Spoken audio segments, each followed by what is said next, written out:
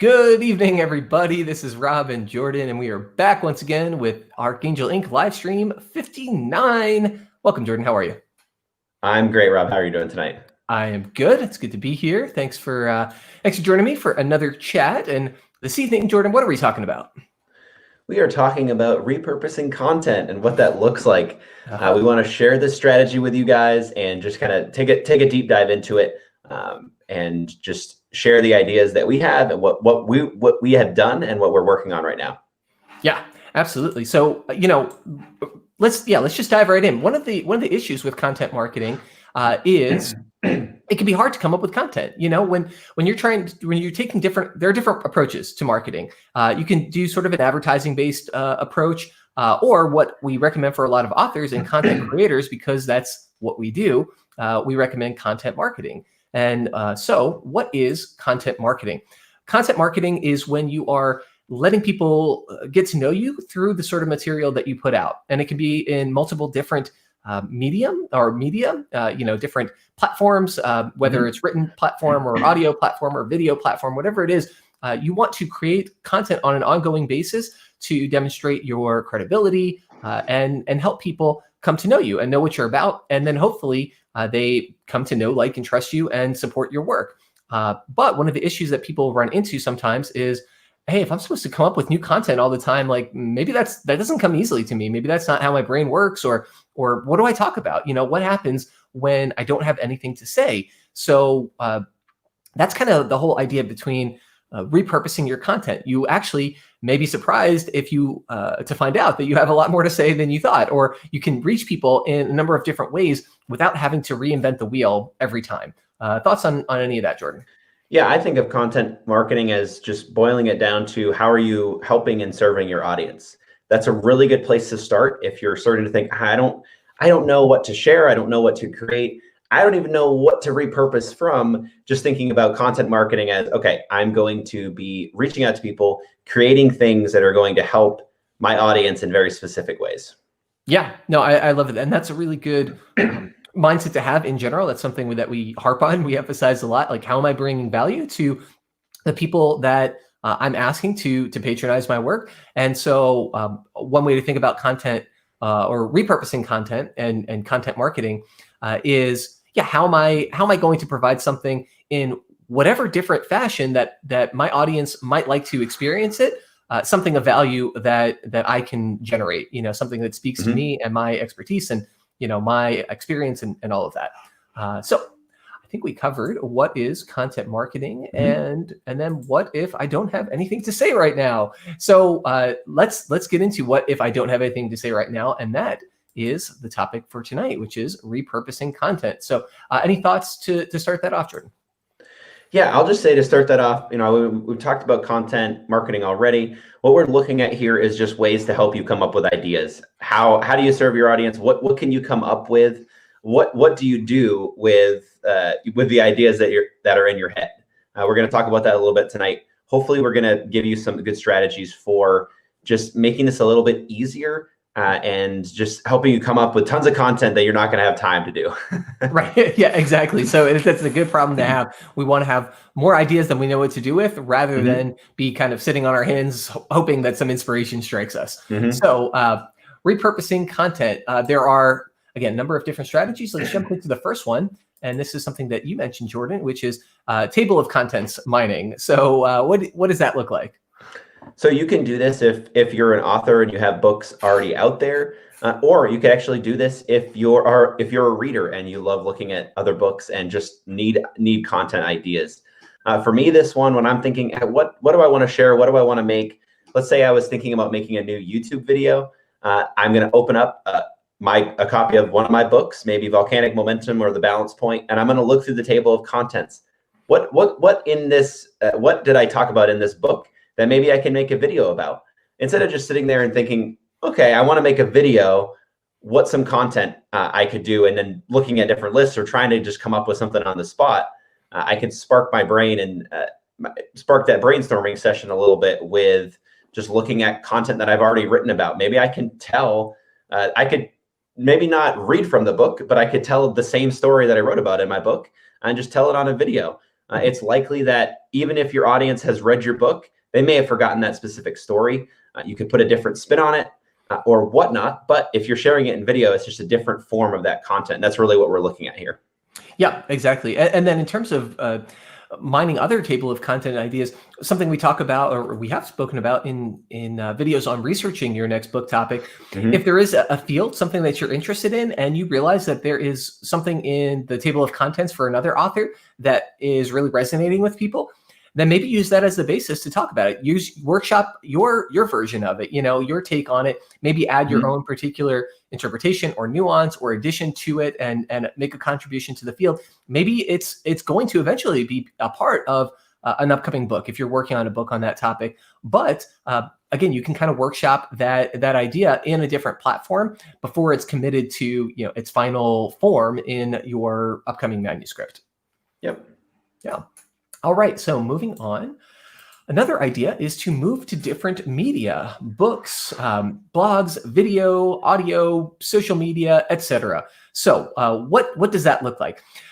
It would mean, for example, making your content available in multiple different formats. And we'll talk a little bit about some of the things that we've been doing, but just as an example, if you have a video or a series of podcasts that are out, well, maybe think about transcribing them and then putting them in written format, putting that material onto a blog so that you can capture the reading audience. Maybe people, they're just not auditory learners or video learners, but they really do like to read. And that's just kind of the way that they engage with information. So make it available for them. Conversely, if you have material in the written format, well, maybe make a video about it. Maybe do something to demonstrate it, or make a short podcast, or an audio clip or something like that. Perhaps you have your information on a particular platform. Maybe you have a audiobook, or a podcast or video content, but you want to move it over to other social media. So for example, you have a video, a live stream that's recorded on YouTube, but it might be restreamed over to Facebook during the live stream, or later on, you can also make smaller highlights available on that platform. Or Instagram's another video and a picture hosting platform. Okay, well, maybe you can host your video on that platform, because some people, they're not on Facebook. Maybe Instagram is their social media of choice, social media platform of choice. So it's just making the material that you have available to your audience in lots of different ways. So we talk about with creation of a print edition, a digital edition, and an audiobook edition to reach all of the different segments of your prospective audience. Think about content repurposing in that way. You have some existing content, maybe it's not a manuscript specifically, but something else that you've created. Well, okay, let's twist that around and make it available for people on these other places that maybe they don't know about you yet, or they didn't realize that you have a presence there as well. Yeah, and as you were talking, Rob, I was thinking, I think it's important to note here, I think is a good point. You could start to feel like you're repeating yourself probably when you're sharing content in different places, and that's okay. For exactly what you're saying. Some people are going to be on Facebook and not Instagram, and then you're going to have vice versa. And some people are going to want to follow you on YouTube and watch your videos, and they're never going to read a book from you. And that's totally fine. There's going to be people that love you, hopefully, and will read everything and watch everything you have. And those people, bless them, because they're just going to get a ton of new content and just have those daily reminders. So I don't think that's something. It's definitely something to consider, but I don't think it's something to worry about. I don't think you have to worry about repeating yourself. It's going to happen, but just think about it as you're just helping and you're sharing those good tidbits in different places. Now, if you're going to end up posting the same thing on Facebook multiple times per day, and we wouldn't suggest that. You don't need to repost the same blog posts over and over again. I'm just thinking about getting it onto different mediums and into different places. Yeah, absolutely. And then I'm thinking even content creators, even individuals who are doing things like current events, you're still going to end up repeating yourself, at least in terms of your personality, your philosophy, your values that come through, or the topics that you're interested in. So it's inescapable. Like you said, you want to be judicious about it and considerate to your audience, and not just hammer them over the head with the same message day in and day out. But don't worry too much if you do end up having some overlapping information, because again, you think about reaching different audiences, and you might be telling the same story or the same types of stories, but by reaching those different audiences, you can give them maybe a little bit of a new flavor, a new twist to it. But even if not, you're talking to new people, at least potentially talking to new people. So that's a good thing. Feel free to use that and make your presence known across the all of the channels that you have access to. Yeah, and I just had another idea, as simple as just going through your book and highlighting some of your favorite quotes, or even downloading your book on Kindle and seeing what other people have highlighted in the Kindle highlight suggestions. Right. Go ahead and make some nice images and post them on Facebook or Twitter or Instagram. Just share about your book in a different way. We always talk about just different ways to share your book and do some book marketing, besides just saying, hey, buy my book, because that's never really that impactful. Unless it's launch day, that's totally fine. But you don't want to be doing that all the time. But go through and say, hey, this is what people have found really interesting about my book, and I want to reshare that. And then you could go on from there, make it into a blog post or something. I'll always be thinking, hopefully we'll get you thinking after this video, but be thinking of different ways that you can just really not just repurpose and reuse content, but build content from the ground up in a way that's, okay, I'm going to use this part for this. I'm going to talk about this on YouTube, then I'm going to post a blog post. And then eventually maybe I'll turn it into a book, and start thinking like that. I think it could be really helpful. Yeah, absolutely. Cool. Well, let's jump on to the next item here, which is long form existing content being transformed into smaller components and other mediums. So we talked about this a little bit here, but the example that you just shared, Jordan, of let's say you have your book, that's the long form content, and there are some key quotes. There are elements that Kindle readers found really helpful. This was highlighted dozens of times, and create something out of that. Obviously, that's resonating, that's striking a chord with people. That's a good clue onto the sorts of material that you could focus on creating and resharing, because there's a good chance that other people are going to find resonance with it as well. Another thing, like we mentioned, we have these longer live streams that we do that are 20 minutes, 30 minutes, an hour long. Some people don't have time to watch all of that, so chop them up into smaller pieces. Punchy 1 minute, 2 minute, 3 minute clips with a particular focus and a particular emphasis, so they can say, hey, I got something, I've got an idea, I learned something today, and keep it moving. It's, again, not everybody is going to consume every type of content that you create. So you want to create an assemblage of content to reach people wherever they're at, in terms of platform or in terms of their commitment levels and interest levels in what you're doing. Yep, absolutely. I like that. Cool. All right. So another idea for repurposing content is a deep dive into subjects that you've already covered. So this is a little bit like the table of contents mining, but what are your thoughts on this, Jordan? Yeah, I think it's, if you're thinking about what your niche is and what you're an expert in, just thinking of different things that you can deep dive into, maybe things that have resonated with your audience. Really go into that. Make a super long blog post or write a book. And like we said, then figure out ways to repurpose that from there and just expand upon it. Maybe do a course on that, or just a series of videos. I think there's so many ideas out there for expansion. But if you're thinking about that deep dive is where you can just really start to see the benefits of that. Yeah, it can also take the form of sort of a median dive. I know that one of the ideas that I had, and I maybe we'll go back to at some point, is with The Published Professional, which is available for free. It's one of the books that we've published and that I authored. Is I just started talking about the chapters, and the chapters are short, 5 pages, 8 pages, something like that. And then just kind of summarizing it and then talking about it and talking about other examples, ways that I've seen it applied, maybe how it my position or thoughts have changed since it was published. Use that as the basis for some video. So maybe somebody says, I'm just not a reader, but I'd love to know what this book is about. Okay, great. Especially for a lead magnet kind of book like that one is, something that's already available for free. Make other free versions of it. Make it available at no charge on your YouTube channel, on your podcast, on your blog, whatever it is. Just make it into smaller, digestible pieces that people can kind of bite their teeth into and learn from without having to engage with the longer form original content. Yep, good stuff. All right. Moving on, we have guest posts based on existing video and audio. So I thought this was a really cool idea that you shared, Jordan. Tell us about it. Yeah, I kind of came up with this as we were starting. I just was starting to think more about this subject, but I think this could be really beneficial. I know for me, when I hear guest posts, I'm like, oh man, that's just like another thing I have to do. I kind of have to think about, how to word it in this person's audience and kind of fit the right vibe there, and all that's super important. And I have to think of an idea and write that post and get that all done.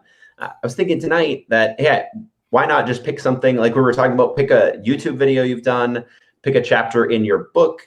If you have a podcast that you do or you've been on, you can think about that, something you've talked about. Just reworking that. It doesn't have to be exactly the same, but you definitely don't have to come up with something totally from scratch. You can rework and you can build something that's new and unique and still impactful, but it doesn't have to just be this staring at a blank screen. Right. And your host can be a good lead on that too. So if somebody has reached out to you and solicited a guest post from you, they probably had some entry point. So say, hey, that's great. How did you find out about me? What? And they have a little bit of a dialogue. What sort of information do you think will resonate with your audience? Why did you reach out to begin with? And they're like, oh, well, I saw that video that you did on such and such topic, or I heard your podcast on such and such thing, or I read your book on such and such topic. Then, okay, great. That's the basis for a guest post. Then you can sort of target it a little bit, repurpose that content, reframe it, not necessarily just copy and paste, your chapter 3 into their blog, but apply it to their audience, get to know them a little bit, but really have a lot of that content or that information that you've already produced just transformed into a different format so that people can engage with it in that way. Yeah, and I think when you're thinking about doing those guest posts and pulling that information, this is something you'll start to figure out as you go, as you write more content. You'll start to have this thought when you start writing, I've written this before somewhere. And if you start to have those feelings, definitely, search through your books or search through your content, copy and paste, and then rework and update as needed. But I've done that a lot, and I think it can be really helpful, and it can save a lot of time. You don't necessarily need to say the same thing over and over again. It can get difficult because sometimes you have to rely on remembering that. But as you start to think about that, if you're like, I've definitely already told this story, well, maybe take a couple seconds and go find it, copy and paste. That's one of my favorite things to do. I like to save time that way, but then I end up reworking most of it anyway. But sometimes it's nice to just have something to start from. Yeah, exactly. I mean, I've seen lots of examples like that, and it'll say, you have a guest post, maybe there's an intro, you're getting to it. As I talked about in my best-selling book, ABC, and then have that quote there, and then put it into context for that specific author. But like you said, it does allow you to generate some information, gives people exposure to you, creates a way for them to experience you that's very much on brand because it's already something that you have put out there, and so they can say, hey, I want more of that, and they have an easy avenue to get to know you better in that particular channel. And then again, you're still revising it, like, hey, have an extended quote or a couple of paragraphs or something from existing content, and then share why it makes sense for your particular audience and maybe how they can apply it in their own unique way. Yep. Cool. All right, so let's talk a little bit about Archangel Ink's current strategy, just as a case study, really, and we'll also talk a little bit about another case study, which we'll get to here. So we have these live streams, and as I mentioned, they're being transformed into these smaller videos, these highlight videos that are 1 to 3 minutes long. So maybe little punchy bits of information. Maybe people don't know about us, but they know that they're interested in audiobook recording or narration or any number of topics that we have these short one-offs on. Great, that's an avenue for them to get to know us and potentially watch some of these other longer form videos that we've created or engage with our blog or other channels of communication. So another element here is this cross-platform reposting. So again, making these videos that are live streamed to YouTube and Facebook, repurposing them, making them available on places like Instagram or the highlight videos, rolling them out non-sequentially. Maybe some of them will come out on YouTube first and others will come out on Facebook first, or they'll come out later at later dates or so forth. But yeah, just making these entry points accessible to other folks. Another thing that we've been working on is transcribing these videos, some of these videos into blog posts. So we've got lots of information and many hours of content here. Many hours of content means many thousands of words of material. And for the reading audience rather than the listening and the viewing audience, if we can transform some of that and work on generating content for our blog, bringing increased traffic there, having longer view times on the website, that's a good thing for our particular business, for what we're doing, and it might be a good fit for you and whatever you're doing as well. Any thoughts on any of those, Jordan? No, I was going to say, I think it's important to note here too. I just wanted to take a top down, like a thought on this, is that if you are a new author or you're just new to online marketing in general, I think a lot of this can feel like a lot. It can feel like, I'm just starting my blog. I'm just starting certain things. I don't know if I can transcribe videos and cross-platform and do all this stuff. And that's totally fine. This is all just an approach to just help you expand. I think we've done this over time in expanding, just getting more comfortable on lives, figuring out how to make the most of that, not just for us, not just to make the most of our time, but to really expand and to make the most, to really just impact our audience too. And I think it's something you don't have to do. You don't have to get started with this and be everywhere at once, because being everywhere is really challenging. It can be really hard to do. You feel like you have to set up a YouTube channel. Oh, they're talking about social media, I have to go post everywhere. That's not necessarily true. It can be good depending upon your goals. But just thinking about, don't let it stop you from getting started, and don't feel overwhelmed by this. But I think mostly this is just an idea for just expansion. Maybe if you're stuck, maybe if you've just been posting to Instagram and you're like, I don't really know if that's really working, or if it's my right audience. This can be a way to just expand without feeling like you're starting something brand new. I think that's if I had to say one takeaway, Rob, I think that's what my takeaway would be from this. If you're going to start something, it doesn't have to be from the ground up. You can get started with something pretty quick, with just infusing it with what you've already done. I love it. Yep. Great summary. Great way to think about it. Just, repurposing content. That is the essence of repurposing content. Cool.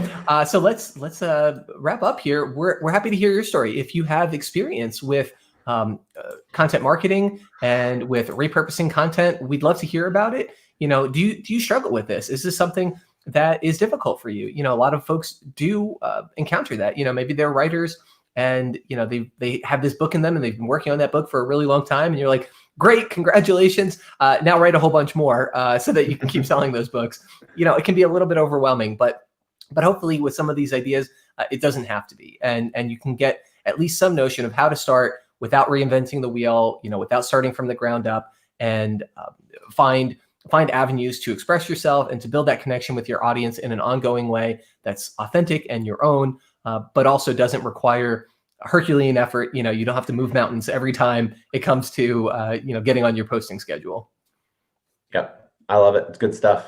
Cool. Awesome. Well, thanks, folks. We'd love to hear from you. Let us know if you have any experience with this, any struggles that you're going through, any thoughts or challenges. We're happy to hear about them and maybe produce some content for you and provide some insight and some guidance. So like, subscribe, share, do all that good stuff. And we will see you folks next time. Have a good night.